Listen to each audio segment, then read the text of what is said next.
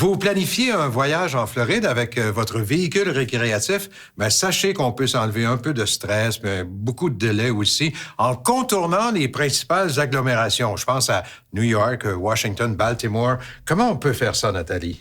Jean-Marc, il s'agit de passer par Harrisburg, en Pennsylvanie. Alors, pour se rendre là, on a 3 options. OK. La première, la plus directe, c'est de traverser la frontière Champlain au bout de l'autoroute 15 à Saint-Bernard-de-la-Côte. Après ça, il faut prendre l'autoroute 87 jusqu'au New Jersey. Puis à partir de là, il faut prendre l'autoroute 287 Sud, puis la 78 Ouest, et enfin rejoindre la 81 Sud vers Harrisburg. OK. Deuxième option, pour éviter les payages, celle-là, c'est de traverser la frontière à partir du même endroit. Là, on traverse la frontière Champlain au bout de l'autoroute 15 à Saint-Bernard-de-la-Côte. On prend l'autoroute 87. Par contre, quand on arrive près d'Albany, on suit les indications pour se rendre sur la 90 vers l'ouest.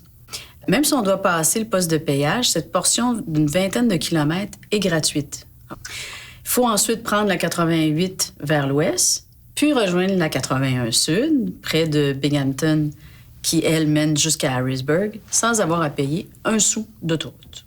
On a évité tous les péages. Tous les péages. La troisième option, par l'Ontario.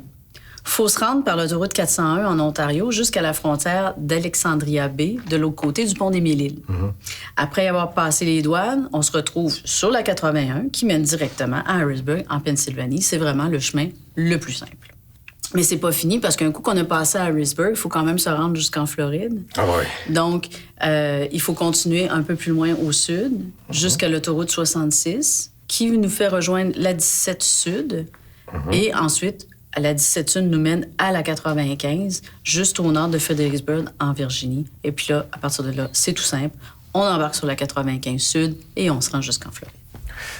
On ne l'évite jamais, la 95. Hein? C'est vraiment l'autoroute pour se rendre en Floride. Oui, bien, il y a beaucoup de chemins qu'on peut prendre. Ça, c'était 3 options qui donnent à peu près peut-être 45 minutes à 1 heure de plus de route que si on passait près des grandes agglomérations, le chemin le plus direct.